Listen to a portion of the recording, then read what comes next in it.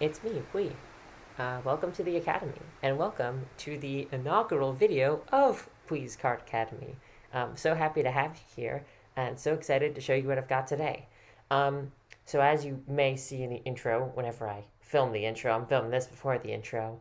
Um, this is going to mainly be a channel of video essays. That's going to be the hope. But I was told by some wise folks that it would be best to have consistent uploads, and the best way to do consistent uploads for me would be to do some gameplay. And I'm sure that when people hear that I'm making a YouTube channel, they're going to be imagining that I'm going to be doing some gameplay specifically with Panda Burn. Panda Burn, Panda Burn, Panda Burn, of course. A lot of people know me as the Burn Queen, perhaps the Panda Bitch.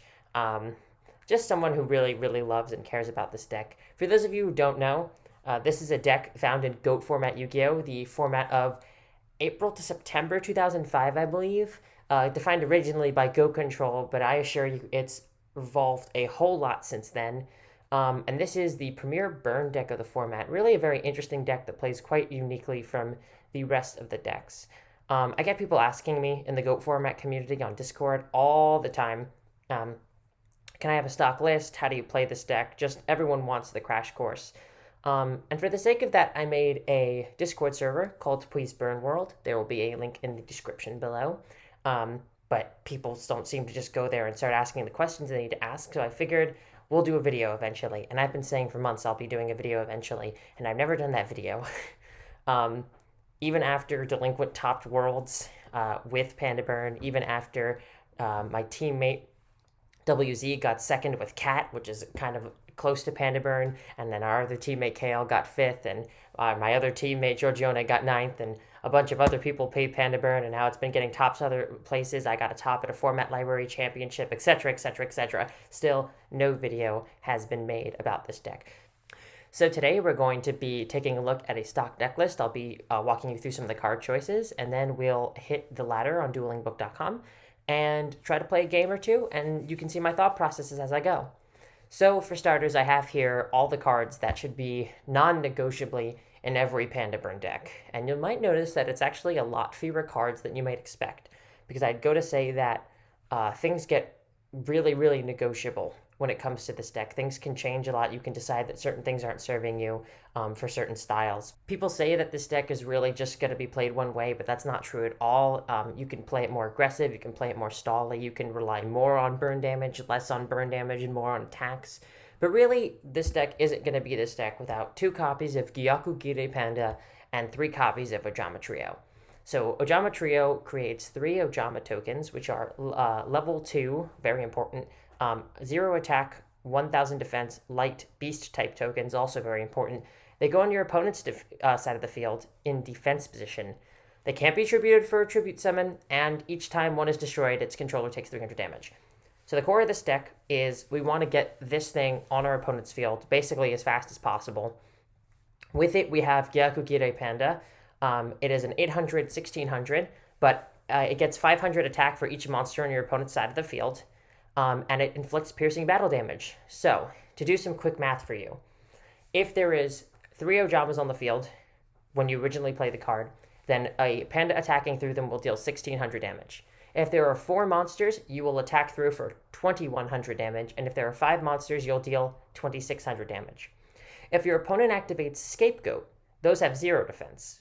Scapegoat is pretty common in this format, not as common as it used to be, but common enough that it's very important and very useful that your Panda can punch through that. With 4 goats on the field, you deal 2800 damage, which is huge, and really hard punishes any deck trying to defend itself with Scapegoats, which again is a lot of decks. But from here, a lot of things happen. So, of course, adding additional burn, the cards that make this not just Panda something, but Panda Burn are 3 copies of Secret Barrel and 3 copies of Just Desserts. So these cards both deal burn damage based on how many cards are on your opponent's side of the field. Secret Barrel deals 200 for each card in their hand and they control, and Just Desserts deals 500 for each monster they control. So these are somewhat different in their application.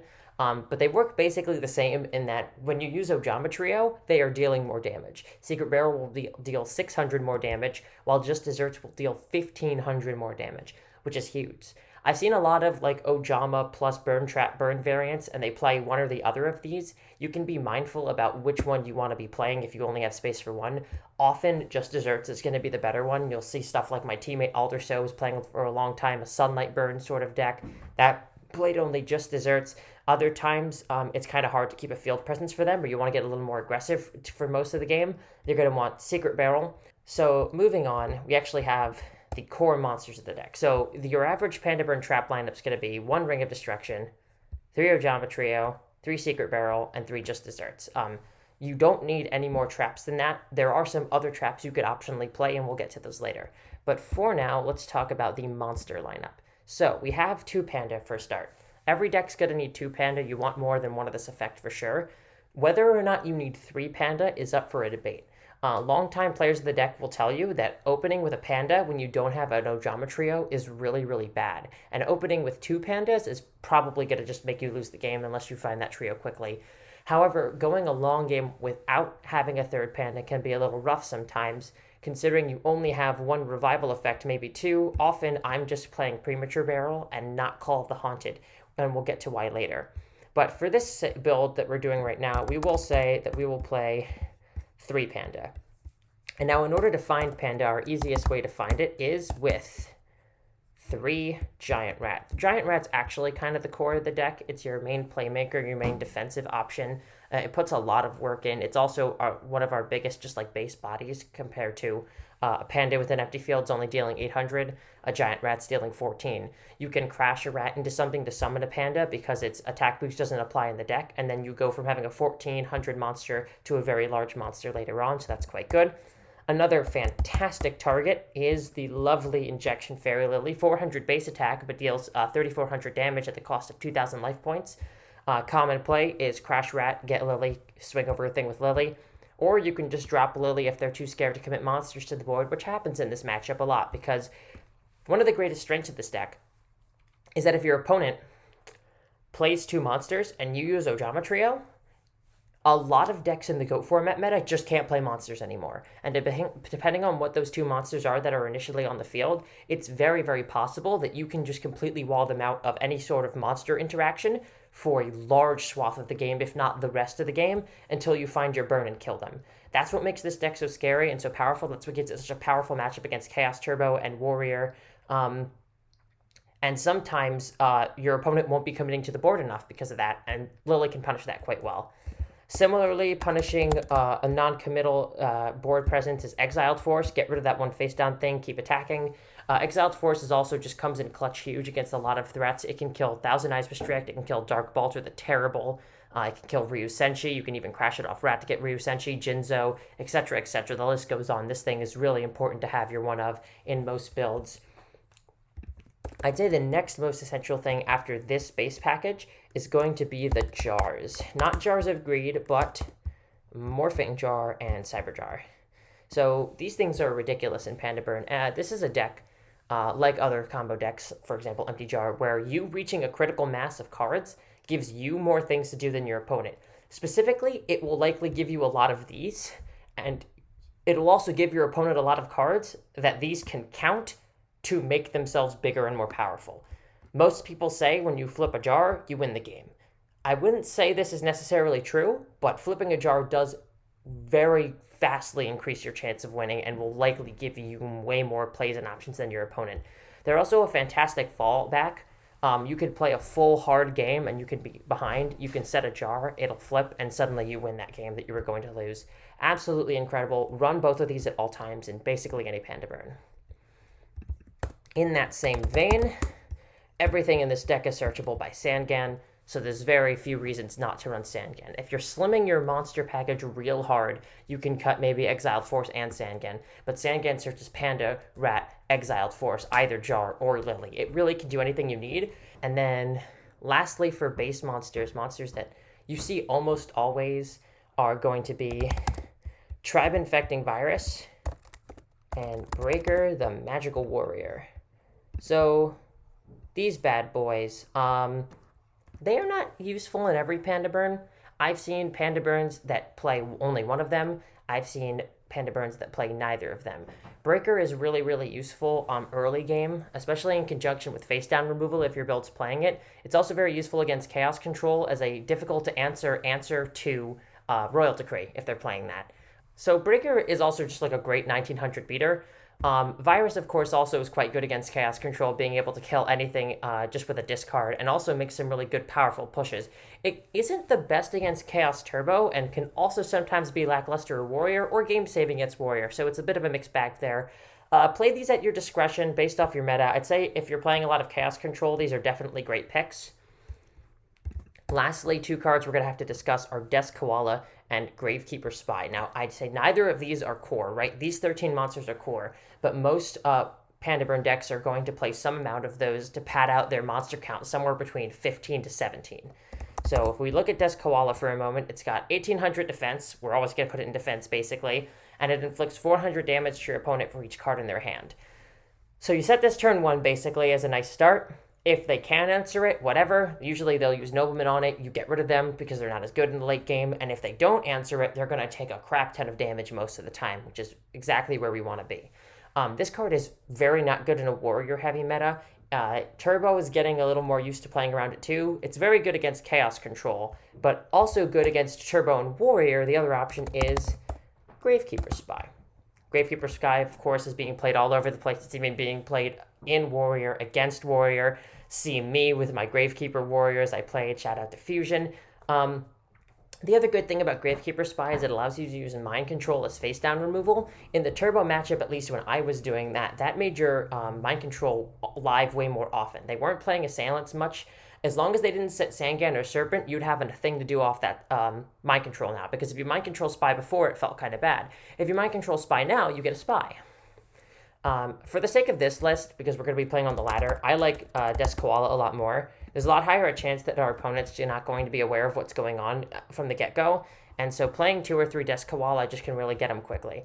I'm going to go with 3. Let's go with 3. The difference between 2 and 3 isn't huge, except that we want to open it with it quickly. This build might get some pretty big monster hands, which isn't great. But also, if the Koala gets knocked, it's some pretty good deck thinning.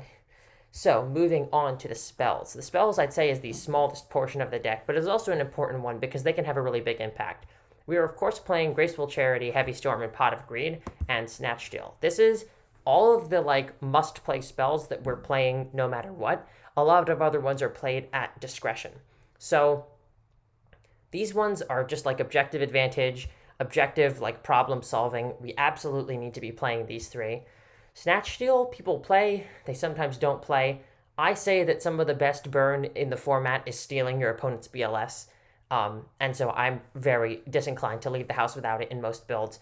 If you look at builds like that of 2-2-2-2 Broken, you get stuff that's playing, a lot more floodgates and anti-attack cards, and then protection for the anti-attack cards, and really trying to lock down a lot harder. I'd say that this is a lot less versatile, but a lot more focused, and it works best in a tournament setting where people can't prepare for specifically you. I like to be a little more versatile in my options, and this isn't my preference, so I like to play Snatch Steal to have the option to just get really offensive. Similarly, Premature Burial works, and this is also where stuff like Virus and Breaker come in. You can have points where you go, Virus, discard Lily, name something, Heavy Storm, use a face down removal, then Prima the Lily. That's a 5,000 damage right there. Pretty dang good. Might just end the game. So the spells give you those options and those really good bursts. Premature also brings back a Panda. Premature Burial is the reason that you can get away with playing 2 Panda. The rat searches him, and then you have the Panda, and if you ever need it back, you can use Prima later. Older iterations of this deck, we're using Call of the Haunted. I'm disinclined to use it. I have my reasons for that we'll go over when we talk about the traps. But one of the main reasons is I don't think it interacts well with one of my most important contributions, and EP's most important contribution, Giant Trunade. This is a card that when me and my team picked up the deck, we all slowly figured out this card's really good. Every single game, I believe I had some amount of them in the main and was bringing them in the side and was like, man, I really like them in the main too. So now basically all Panda Burn decks for quite a while, besides KL's, have played 2 Giant Trunade main, and we'll also cheat here. We'll put 1 on the side. This card, just like in any other, combo deck, Reasoning Gate or Empty Jar or Library or anything like that, just makes it so our opponent can't really interact with us well when we're trying to do our big turn. It'll clear the field when we are trying to just do our burn turn because we set them on our own turn after Trunading, and then we can flip them and standby before our opponents have a chance to do everything. Yeah, that's a big point. Unless you have an important reason to be waiting, such as maybe Mystic Walk, or you think your opponent will somehow have an answer, we don't use our burn too early. We're going to use it during the standby phase of our opponent's turn at the point when we think it will be lethal, or at the point where we can set up a full Ojama lock. For example, if you have 2 Ojama trios, you can go Ojama trio and then ring on the trio and then use another trio, and that is usually just as game winning. But we're saving Trunade for points like that generally, and it's very instrumental to be able to get those without resistance, and it turns off a lot of our opponent's cards, including Royal Decree and other floodgates that might be troubling us, such as Swords of Revealing Light. So it's quite useful. Speaking of floodgates, we are playing 2 level limit Area B. I'd say Panda Burn is hardly Panda Burn without 2 level limit Area B. You'll notice it interacts pretty well with the majority of our cards. And again, the 2 cards it doesn't interact too well with, Breaker and Virus. Sometimes that actually disinclines people from playing those cards because Area B is that important. Rat, it would be nice to have an attack, but sometimes a face-up defense position Rat is just incredible defense. Against Warriors, that's basically impossible for them to get through. And then as for our other monsters, they're below level 4. So we have level 3 Desk Koala, level 3 Gyakugire Panda, level 3 Injection Fairy Lily, level 3 Sangan. We can attack with jars. We're probably not attacking with jars, but they're below level 4 as well. Especially the fact that a lot of aggressive monsters have lower defense and attack is good for Panda, usually boosts the amount of damage you're dealing, but overall, you can just sit on this card for quite a long time, and you can protect yourself quite well. Similarly, we are playing Swords of Revealing Light. Swords is also great because it has that similar function of blocking attacks while also allowing us to attack. It may be temporary, but the off-balancing and the amount of protection it affords for a deck like this is well worth it. It's so good, apparently, that Turbo started playing it against Warriors and other attack-based matchups. So it's quite a strong card, and both it and Premature Burial can also be bounced by Giant Trunade to get their effects again. To clarify, Premature Burial does not destroy the monster on removal, only on its own destruction. So if I revive something and play a Trunade and I can play it again, then that's just 2 uses. That's going to be all for the spells, but you can also add some amount of Book of Moon. Book of Moon, usually play 1 or 2 if you want to play it. It's a tech card for the few flex slots of this deck. Book of Moon is, again, especially useful when Chaos Control is around. I keep mentioning Chaos Control because this deck's matchup against Turbo and Warrior is quite good. The Chaos Control matchup can be a little lacking if you don't build around it. However, cards like Desk Koala and Book of Moon can improve that matchup, particularly with each other, because you can use Book of Moon on Koala to get its effect again. You can use Book of Moon on Morphing Jar to get its effect again. You can use Book of Moon on an opponent's Thousand Eyes Restrict or Balter or Ryusenshi, not Ryusenshi, or Jinzo, and you can stop those effects. So similarly to Exiled Force, it's a slim little answer for those, and it can also advance your game plan sometimes. Another card that I like to use in that capacity is Compulsory Evacuation Device. It can be used offensively to get rid of a flip to kill your opponent, hit them with an attack. It can be used defensively. You can blank a knock by responding by bouncing the monster that's about to get destroyed by the nobleman.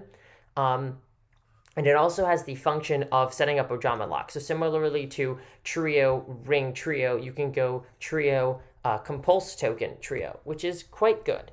For the sake of this build, for a ladder build, we're going to use 2 Book of Moon. And now we've got 2 more slots. And what to do in those 2 more slots is a very big question. There's a lot of cards that people debate playing, and we're going to go over all of them now. So the first one, I'd say that's most common, and people would consider core of the deck, is Ceasefire. Ceasefire can negate flip effects. It can protect your monsters from noblemen if they flip face up, but you'll lose the effect. So for example, this isn't the best to do on Guest Koala, but you can. Very rarely, once in a blue moon, you can get a field full of monsters and really deal that 2,000, 3,000 damage with it, but it doesn't happen as often as you think. Usually this card gets used earlier for some sort of value or protection. I have mixed feelings on this card. It feels fine. It started to get to a point where I felt like I was always using it for only 500 damage, and that always didn't pay off. Sometimes I felt like I was just getting it heavy stormed or breakered, and then I would just flip up a koala and then it would just get killed in battle later. It is quite good, can deal a lot of damage. We'll be playing it today. Another potential option I mentioned is compulsory evacuation device. However, that's more the removal-y slot, and that would be in the capacity of Book of Moon, which we're already playing. Another option is the Brother of Ceasefire, Desert Sunlight. Desert Sunlight's a card that's been featured a lot lately in Panda Burn.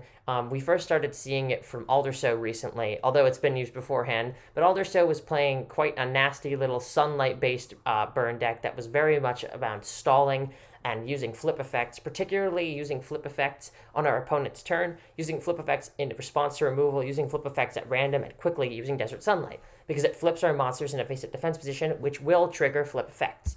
That means that Morphing Jar will trigger, Cyber Jar will trigger, Death Koala will trigger, and Gravekeeper Spy will trigger, which Alderso's deck was playing. Often Spy and Sunlight go quite well together as well, which was what my 3v3 Panda Burn did, I believe. So there's a lot of ways to play the deck. It's particularly fun to use Morphing Jar during our opponent's standby after they've just drawn. They actually minus a card and will plus however many cards we have below 5, which can be quite a nasty start, perhaps even game-winning. We won't be using Sunlight today, I don't think. Another option is Call of the Haunted. Now, Call of the Haunted, pretty simple. It's another revival effect. I am disinclined to use this card as well because it can get destroyed by spell or trap effects, and it can do so while being set and having no chance to do anything else. So most players, especially seeing Burn this relevant in the meta, have increased the amount of spell and trap removal that are in their deck so they can destroy the burn traps as they get set so they never have a chance to activate. They are chainable, so if your opponent has a turn off and then they try to destroy them, you can just chain them. But if they destroy them during your end phase, say, they're not going to do anything. And with that increase of spell and trap removal, it felt foolhardy to use a card that had to sit on the field for a full turn cycle before you could really use it, versus Premature, which I can use on my own turn and immediately win the game with, hopefully.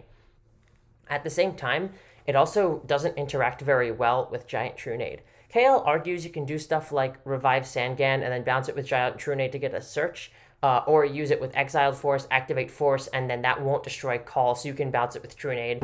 But both of those feel kind of slim compared to me trying to have a monster and having to deal with removing their removal, but also that resetting my Trunade, and I didn't really want to set myself up in those positions. Another card I see people play quite often, particularly newer Panda Burn players, and also KL, because this is something core, is Magic Cylinder. And this is a card that over time I started to get a lot less enamored with. These days in our given meta, it's very rare that they just attack with a big monster without trying to get rid of anything first. Warriors does it sometimes, but often they'll again be destroying your cards. Similarly to Call, I was worried it would get destroyed before their battle step when they had a chance to get it sprung on them. Go Control is rare, and if it is happening and you are seeing it, you're often not seeing stuff like Parshath or Zaborg in it as much, so you don't really get that big satisfying hit. The best I felt I could really do was bouncing back like a Kaiku's 1800 or a Dekoichi's 1400, and I didn't really feel like wasting a card on that versus the things that some of these other cards were capable of doing. Another potential trap we have is Nightmare Wheel. Nightmare Wheel is something that can pin down a certain monster from attacking and changing positions, and in addition, for our purposes, it deals 500 damage to the opponent. Nightmare Wheel is very, very good against Warrior. It's something I often side against Warrior. In a more stall-based Panda Burn than this one, you can play Nightmare Wheel along with all this other stuff to just deal damage passively and try to protect it with stuff like Seven Tools of the Bandit or Solemn. You can also combine that with Wave Motion Cannon and get like a more stalling ramping effect where the Panda attacks are more a secondary function.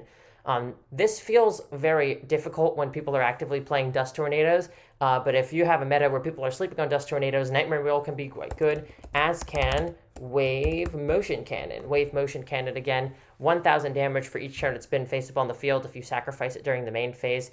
This card can win the game on its own, potentially. However, the last person to really succeed with Stally Panda Burn 2222 Broken said to me that you should not really try to deal more than 2,000. And in my own experience, every time I tried to wait a little too long, it just got destroyed, which was quite unfortunate. The last thing I want to mention is, of course, Gravity Bind, the bastard brother of Level Limit Area B. Both of these are semi-limited. Gee, I wonder why. Level 4 or higher monsters can attack. The fact that this is a trap, and the fact that it doesn't actually change the opponent's monster's defense, makes it objectively worse than level limit area B. Because again, having the monsters force in defense lets Panda solve stuff that it otherwise wouldn't be able to solve, such as Dark Bolts with a Terrible, and also deals more damage on stuff such as Blade Knight or Kaiku, the Ghost Destroyer. However, it can be quite useful if things are getting a lot more aggressive. If you're seeing a lot of warriors lately, this card is going to be quite good. I was off this card for a long time. However, I've been seeing a lot of warrior on the ladder. Particularly today, I've played warrior twice. So that will be our selection today. And there you have it. This is our stock Panda burn in the main deck. Now, of course, the side can be quite modular. However, we are going to cheat and use the magic of editing so I can show you this. Hello, here's our sideboard. Here's how it looks. Here's how it goes. Let's explain some of these choices. A lot of them I've used quite frequently, and I find them quite reliable personally. I've seen other choices, particularly stuff that is just generically powerful, such as Torrential Tribute, and Mirror Force. I've also seen Lava Golem. I've also seen Barrel Behind the Door, which I'm not enamored with for a couple of reasons. I've seen Solemn Judgment. I've seen the Magic Cylinder that they aren't playing in the main, but are playing in the side. But this is what I've been playing basically forever, and it's worked pretty well for me. So let's talk about some of these options. For starters, let's talk about Warrior. The Warrior matchup and other aggressive matchups can be quite rough if they are quickly removing our face downs and also our spells and traps. They simplify the game pretty quickly, which cheapens the value of Secret Barrel. So for those matchups, I generally remove some amount of Secret Barrel, Desk Koala, and add some amount of Cypher Soldier and Nightmare Wheel. I've been going 2-3 for quite a long time. The card is ridiculously powerful only against warriors. Against Turbo, they're going to use Thunder Dragon. Against Control, they can use Thunder Dragon or Metamorphosis. Against Soul Control, they contributed. Anything that contribute the monster or just destroy the Nightmare Wheel gets kind of rough. Against Warrior, however, all of a sudden these floodgates plus this makes it so that nothing can attack. Your opponent will try to get through to you with Cliff or Mystic Swordsman. You just lock that down with Nightmare Wheel, and now they're taking 500 damage a turn while their monsters are stuck. Cypher Soldier, of course, has a good booty of 1800 defense and a weird attack stat. It attacks under level limit and gravity bind, and it has a giant boost when attacking against warriors, which happens to be quite useful because warriors happen to be quite common. Turbo, we have Mind Controls and Kaiku. This is more a representation of a potential option that I often use a lot more widespread, and an option I can go over a little more. Mind Controls and other face down removal can potentially go in the main. For a deck like this, I would probably remove a Book of Moon or a Desk Koala for it, as both of these cards work less well with the Mind Control and Nobleman. The Mind Control is a lot better if you're dealing with specifically Turbo and you're trying to stall. Mind Control will let you use their effect or get rid of a Chaos monster by having it stolen and then banish itself, and then in the case of a flip, it will put the monster back on their field. This is better when you're trying to stall because they don't get their effect, but they still have a monster stuck on their field to keep themselves locked.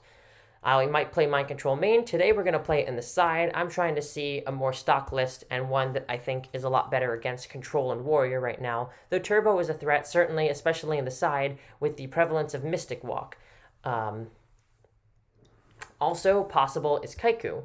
Kaiku is also representative of the use of Knock. I have done builds such as my FLC build and also my 3v3 build, where after game 2, the deck becomes a lot less stall focus and burn focus and turns into an anti-chaos turbo beatdown. I feel pretty confident sometimes against warriors, and on a day I don't see control, or if I adjust for control, I can remove stuff like the Ojama Trio and the Just Desserts and probably some amount of Pandas, maybe Desk Koala, and turn into something where I'm just trying to get rid of all of my opponent's face-down threats, hit them with a Kaiku, and cut off chaos. Today I'm just going to hope and opt for 2 and 1. I don't find the latter Chaos Turbo players to be as powerful, so I can get away with this. But there are builds such as this one, where you see a lot more comprehensive a package. We've got 2 Noblemans, a Mind Control, a Kaiku, and also, as a nice surprise, 2 Royal Decrees for more trap-based Chaos Turbos that I was hoping to see that day. Anyway, moving on, we have for the Mirror, we have 3 Nightmare Wheel. These are quite good in the mirror because most of our opponent's monsters are either strictly attacking or strictly being used for a flip effect. We don't really have any ways to tribute ourselves in the main deck, which means that this card can lock down our opponent's threats pretty effectively. However, we do add a way to tribute things, which is 2 Mass Driver. Mass Driver tributes 1 monster to inflict 400 points of damage to our opponent's life points. And in a mirror, where our opponent is giving us Ojama tokens and trying to burn with them, getting rid of them and dealing 1200 damage in the process is quite powerful. Other options I've seen include the Golden Gun Barrel Behind the Door, a counter trap that can inflict the damage back to your opponent that was supposed to be inflicted to you. However, I find this card to be a lot less effective in the era of Giant Trunade, so I opt not to play this. Another option I potentially see is Mobius, the Frost Monarch. Mobius can be quite good in 1 or 2 copies. It can be good against Panda Burn. It can be good against Warrior if you can have a monster survive. It can also be good if you're trying to do that anti-chaos aggro sort of plan, because it can get rid of their remaining spells or traps and really help push through. Generally, in the side-decked matchups, they don't keep as many of their Solemns, whatever deck they may be, so having it flat negated isn't as common, and you usually get to destroy 2 of their traps, which might be battle traps after game 2. People do side in battle traps against Panda Burn, both Turbo and Warrior do it, even Control if they have them. It can be quite useful, and Mobius is quite powerful there. Mobius, of course, also acting like Breaker to get rid of Royal Decree, so it's also effective against Chaos Control too in some cases. It's not a card I've played much, but it is worth trying, and there are a lot of people who stand by it. We have 2 Threatening Roars. Threatening Roar helps with the Reasoning Gate matchup and the Cat Burn matchup, which is quite similar to this one, but a lot more about big bursts of damage. We want to protect ourselves from such a thing. You can also use Wander in the Mirror, possibly. If your opponent's going to try and Trunade you and then go for a big attack, you can use this and probably disrupt their big play. Then they've used their Trunade, and you can probably stay safe for the rest of the game. And lastly, as 3 little straggler cards, we have the 3rd Giant Trunade, a 3rd Book of Moon, and there is Delinquent Duo, the 3rd member of Trinity. Delinquent Duo we'll talk about first. This card is not something you're going to be wanting to put in your Panda Burn main deck for the same reason you don't put it in your Empty Jar main deck or your Reasoning Gate main deck, except that some people put it in their Reasoning Gate main deck, and I think they should stop doing that. Because in a deck like these, where your win condition is not just card advantage and winning with damage, having your opponent have less cards is a lot less of a priority. However, if your opponent is also trying to build up a massive card advantage, paying 1,000 life to disrupt that is often quite a good option. This is good against Reasoning Gate, the aforementioned Empty Jar, stuff like Library. It's also good in the Mirror, because if those cards were, say, just Desserts and Ojama Trio, you're saving yourself 1,500 damage by paying 1,000, which is quite good. Giant Trunade comes in Game 2 against virtually every deck. Just basically all of them will try to do some sort of set or something in order to disrupt you, and we don't want that. So we get rid of it with Giant Trunade. Just more Trunade, more good. 3 gets a little excessive. Some people get scared about drawing multiples. Some might play MST in a similar capacity. I just love playing the 3rd Trunade. And lastly, we have another Book of Moon because the Chaos Control matchup is very scary. So, with that, we have a pretty stock standard Panda Burn, I'd say. Potentially, you could swap some cards. The Mind Control can be main. You can see a Knock. There could be a Call of the Haunted. There's other options, other lists. But we'll be using this today, and with that, let's hit the ladder. It is time for the inaugural gameplay of the inaugural video of Please Card Academy. We're going to start by playing against Freaking Beast. Played against this guy a couple times on my run in the past. He's pretty good. Not good enough. We're going to go with Rock. And we're going to lose immediately. Very unfortunate. Let's see what we get. Okay, so this opener is somewhat mediocre. And it just got way worse. Course. Let's take a look at what they're going to grab. Okay, that is bad. We're going to reveal our position pretty quickly. We're going to get rid of Panda here, especially for this 3 Panda build. We can get that back later. We can get it off Rat if we need. We can get it off of Premature if we need. We can get it off Sandgan. So the Panda itself is not doing too much and is pretty redundant. But I'm not feeling too good about this one. They have Thunder Dragon and Delinquent Duo at the same time. And our hand kind of is mid. If we have something like a Floodgate, a hand like this still wouldn't be so bad, or perhaps an Ojama Trio. It really depends on how well they can answer the Sangan or the Rat, but we'll have to see. Okay. I am a little confused by the Swords of Revealing Light, but clearly my opponent wants this monster protected. It could perhaps be a Magician of Faith. It could perhaps be a Gravekeeper Spy. After seeing its Panda burn, I'd be inclined to say it could be Faith for duo. So this is what I was talking about before. We're going to actually use Ceasefire as an anti-flip measure here rather than for big damage. And I think I'm going to just set that with a Rat. We really want Sangan to die properly in battle. We're going to try to avoid to have it getting banished. And I do see a possibility where this is actually a dark monster. So you go Tribute Summon, and then down comes Sorcerer. And if that happens, we're going to want to be able to set Sangan. So we'll go Standby Phase. We're going to activate Ceasefire. It's very likely they have a response, and as I said, there is the Magician of Faith. So 1,000 damage, and no duo for them unless they have a book or a souk, which they don't. That's good for us. So we're going to set Deskawala here because they didn't... Well, I guess they couldn't have used it on a Rat, but I'm thinking, again, Deskawala is something you want to make them have it or don't. Also, if they use a knock, we're going to want that on Koala rather than Sangan, because if we can try to exhaust all of their face-down answers pretty quickly, then we have the chance to... Yep, there's Nobleman there, which is great. We want to have the chance to use a Jar uninterrupted, which is a very big goal of the deck. If you can wear down their resources and wear down their life and then land the Jar, you can usually swing the game. Once you're at around 5,000 or less life points, Jar usually equals a win. This is interesting. We can actually swords them back. I don't see much of a use for that at the moment.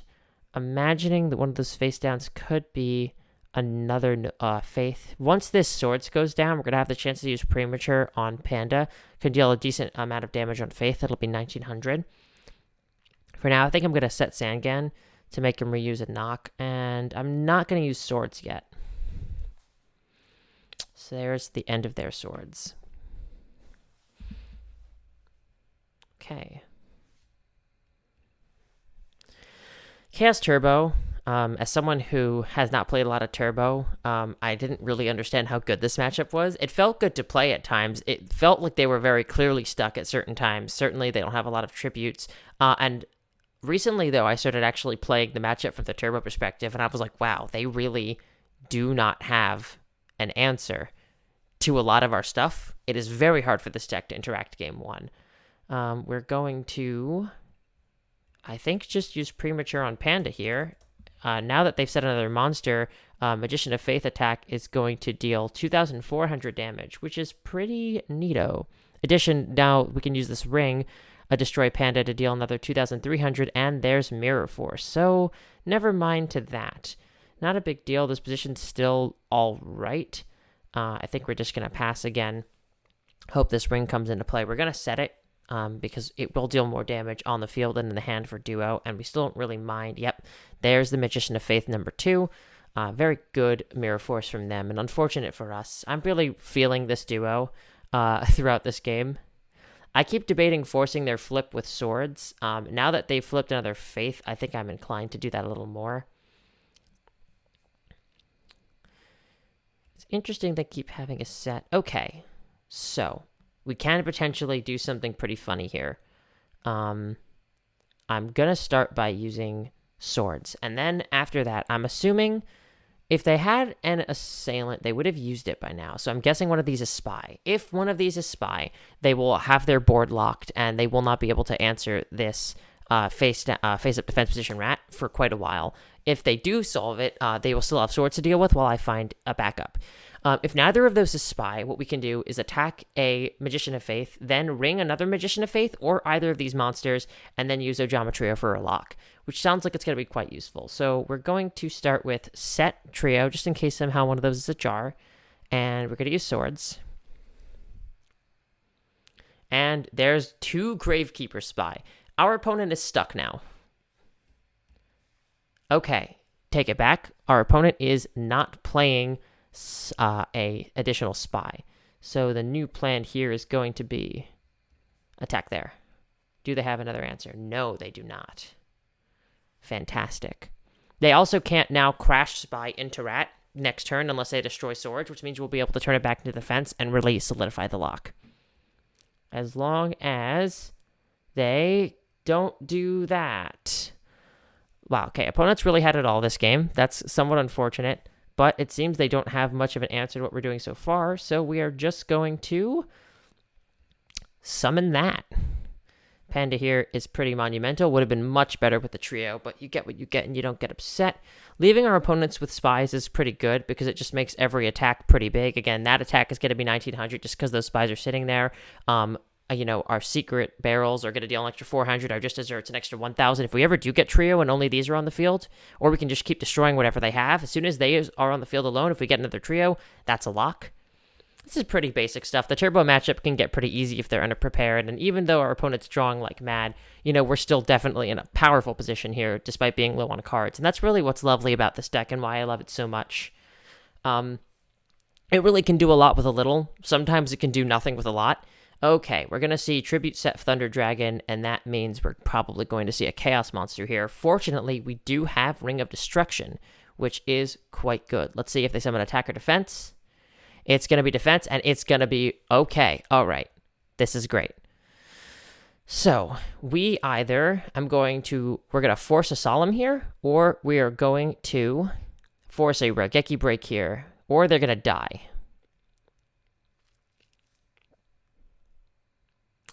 Drumroll, please. Bing, bang, boom, our opponent is doomed. All right, that's game one, Panda Burn against Chaos Turbo. Now things get interesting. For a long time, this matchup was just the easiest thing ever, especially on ladder. Opponents had basically no way to interact, especially after opponents went from Raigeki Break to Phoenix Wing 1 Blast. The Ojama locks were basically impossible to get rid of, and the deck was playing Solemn Judgment, which, if used early, made our game plan way easier. However, now our opponents are often playing Mystic Walk, or as I call it, Meme Walk. The whole joke of Meme Walk to me is that people who are trying to beat Burn were desperately searching for tool after tool, and somehow this funny little life gain card managed to be the option. It's a quick play spell. You sacrifice a monster, and you gain that monster's attack or defense and life points. Because it's a quick play, you can use it in hand during standby phase. Because the sacrifice is a cost, that card won't be counted towards the burn. And if you have a big enough monster, the life gain can be pretty substantial. People started panicking because for the first time, the deck actually was able to resist Panda Burn. I myself started switching to the anti-chaos aggro. For this particular matchup, I am going to remove the books and a koala and put in a kaiku. And we can also probably cut, I'll say a second koala for a giant Trunade. They also might be playing Mobius. Mobius will be rough, but it just means you have to be conservative with your floodgates. So we're going to run it back like this.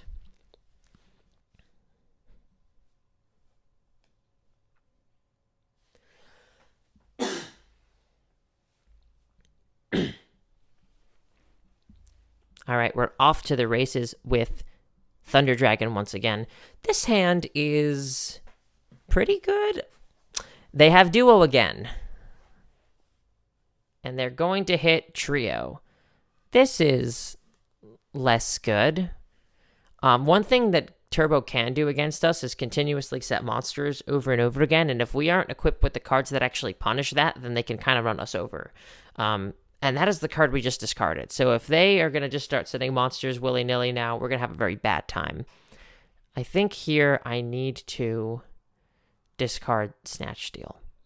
I don't think that we'll have a chance to use its reverse, functions to get to, turn a chaos into our own hit. And before that point of the game, it's quite useless.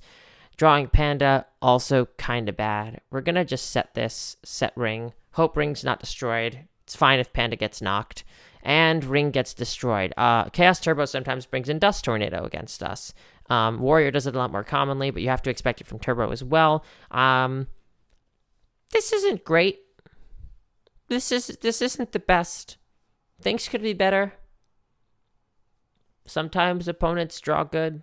Chaos Turbo's known for doing that. Okay, and here comes the Chaos Monster on turn 2. BLS or Sork? Survey says it's attack position BLS. And we are in a horrible spot now. We can use Lily to answer BLS, but assuming it doesn't get killed by that set, we're going to have pretty low life points to try to resist these other 2 monsters. And things look pretty bad here. We're going to try to go for the Lily attack. That's all we can really do. You see, we actually can only safely stop one attack, and we're already dead. Omayo wa Moshinderu.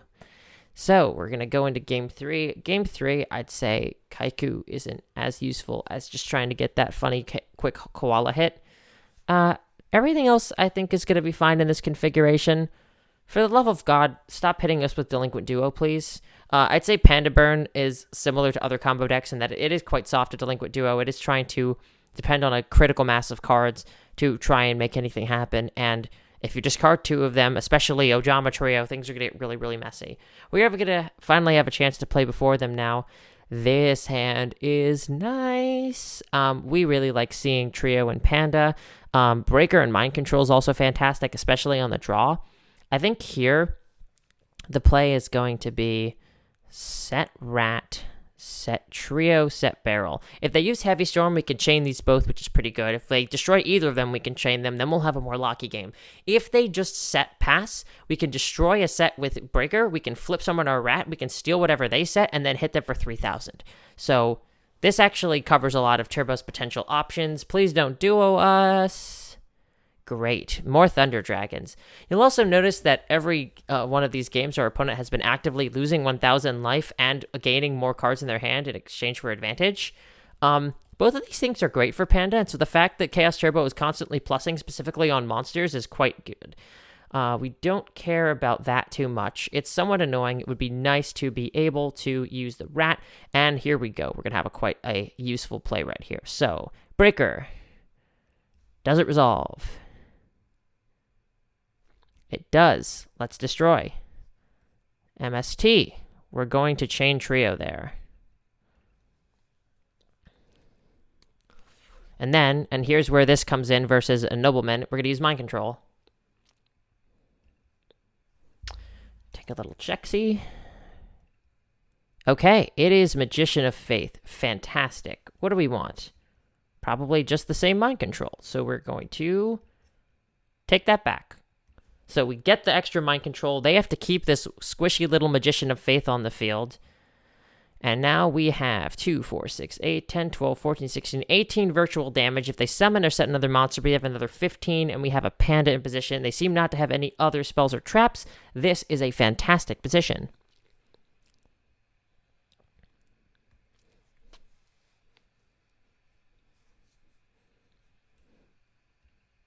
This is the part of the game where they start getting scared of our standby phase. That's always fun. But also they have 8,000 life points. They really have nothing to worry about yet. If I were them, I would actually try to attack the Breaker with my Magician of Faith. Assuming they don't have any tool to answer the, 4 monster lock, I would just take that 1,300 damage. For anyone interested in beating Panda, okay, I declare that unacceptable. We're going to chain Ceasefire there. That'll block them from gaining another spell card off of that. And knowing that that Tsukiyomi is there, we're going to now kill this Magician of Faith pronto. Which shouldn't be difficult. Yep, they don't have any resistance, which is great. So we're just going to come on in here and die. So that's an easy 2,400 damage combined with 2, 4, 6, 8, 10, 12, 14, 16, 18 virtual damage, and Panda's still up to attack, as well as this Desk Koala and Mind Control for any other set they have. This is a great position. That's not the worst. A great advantage of Panda Burn is that Snatch Panda's kind of a bad play. They can even Sook and take the Panda permanently, and we're not all that worried, because the Panda counts our monsters now, of which we only have 1. They're stuck now. They are stuck. They can't actually get past this Breaker. So we're just going to set Koala and set bind. They can't even get around the koala with my 2 monsters, and they don't have a trio of their own. So Panda gets quite bad here. I'm going to, at the very least... No, this is fine. I was considering putting Breaker in defense, but that's just going to make me take more damage. Breaker's definitely done his job here, and it's fine if he dies. You can see that we're working on way fewer cards than our opponent, but we know for a fact that 2 of them are Thunder Dragon and 1 of them is Tsukiyomi. So neither of those is really interacting much for us, but it's certainly going to do a lot of harm to them. If they can't answer Koala here, we win, by the way. That's happening on the sidelines. Let's see what they got. They haven't discarded their Thunder Dragons. To anyone out there who is trying to play against Panda Burn, please God, discard your Thunder Dragons if you don't have a use for them. Okay, so there is their answer for my face down. Yep, great. So Heavy Storm feels kind of bad here. If we can somehow get rid of one of their monsters, perhaps in battle, we can Mind Control, and then we can use Trio. We also can't get attacked by level 4 or higher. I think we are dead to Heavy Storm no matter what we do, and I am going to set this trio. If they set a monster, we can of course steal its effect. If it's Moth, that's going to be a great position, but it does seem they're going to just be going on this 2900 beatdown, which we have an answer to a larger part of it, and so that actually is not going to be much of an option for you, bud. We're at a virtual 1800 damage, 200 when they draw for standby phase with that barrel. Okay, Trunade is going to be useful later, not so useful now, but it certainly helps us make a good play later. Once we get into these lock positions, knowing that we can make some big move at some point if we need to is quite good. Them playing Charity, however, is less good. If they, however, play a Chaos monster and they banish, we can then steal that monster, banish a token perhaps, then use Trio, and then if a monster has to be returned to a full field, it will just get destroyed automatically, which is quite useful for us. It means that we will be able to get no Jamalok here. Assuming they do actually summon a Chaos monster here. If they go Chaos, banish, set a monster, we can possibly get some juice out of that too. But despite the disparity in cards, we're still in a fine position. Yep. And see, the fact that he set 3 cards is actually not a worry anymore because we have the Trunade. Injection Fairy Lily is a very good pick. Okay, so on this board, we have a virtual 2, 4, 6, 8, 10, 12, 14, 16, 18, 20, 22 damage with the Panda. If Lily attacks into Panda, that's going to be 21, which with everything else is going to be lethal. If we can manage to just use Trunade here, I'm assuming this might eat a Solemn or perhaps a Regeki break. I don't know if he knows what to break in this particular situation. There's a lot of variables. I would possibly break the Panda, or that could be just as bad. If he set Faith, then I can go Mind Control, then get back the Mind Control a token. Nah, that wouldn't work because the trio is going to be gone. But let's see how he responds.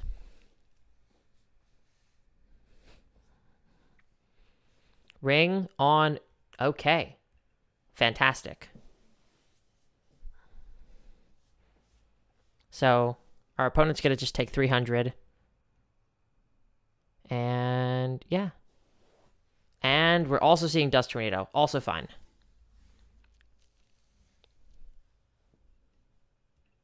If there's anything else, what's going on? Okay. That's the end of the chain. So opponent took 300 damage. However, they're now down to a virtual 2, 4, 6, 8, 10, 12, 14, 16. 16 less than 21. They're going to live by 100. So we're going to need a little more juice. Although Chaos Turbo is a deck that can't exactly just kill us in another turn if we give it to them always. But for starters, let's Mind Control this. Okay, they seem to have forgotten we had the Mind Control and reset the Faith. Thinking now, what can we do? We can... Oh, that's unfortunate. It seems we've made a misplay here. I've just boosted my Panda's own attack and prevented myself from dealing a significant amount of damage, which is quite unfortunate. However, I think the play here is going to be to simply get back the mind control to allow for an Ojama lock if we can mind control something else. So we're going to go for that. We're going to attack here. I believe 18 minus 34, that's going to deal 1,600 damage. Main phase 2, we are going to get the mind control back. We are going to set 2 and return this faith to them. Position's still good, but that did cut off our ability to win there. Unfortunate mistake by me. That was a very poor sequencing on my part. If our opponent goes Chaos Monster here, we're going to be looking pretty good. Okay. The Sook. We did forget about the Sook. Yep. So yeah, we would be killing our opponent right here if we had sequenced that properly. Okay. Guaranteeing that we survive this turn because they're not going to be able to use BLS to kill us, and just guaranteeing that we survive is going to greatly increase our chances. Okay, our opponent is now 1 draw away from dying. I think the play is Mind Control Faith. And then on resolution, we're going to use a Geometrio.